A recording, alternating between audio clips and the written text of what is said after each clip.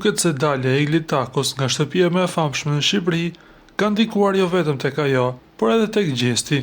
Themi kështu sepse largimi i saj për shkak të gjendjes së rënduar shëndetësore ka sjellë një val kritikash nga publiku, të cilët kanë drejtuar gishtin nga gjesti si një nga faktorët që ndikuan në këtë situatë. Ajo që bie në sy është se pas daljes së Eglit, gjesti ka filluar të humbas ndjekës në Instagram.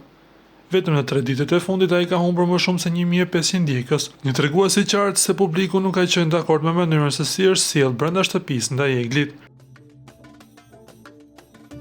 Nga ana tjetër, Egli Tako ka fituar mbi 40.000 ndjekës brenda pak orëve, duke treguar mbështetjen e madhe që po merr nga publiku pas largimit të saj nga gara.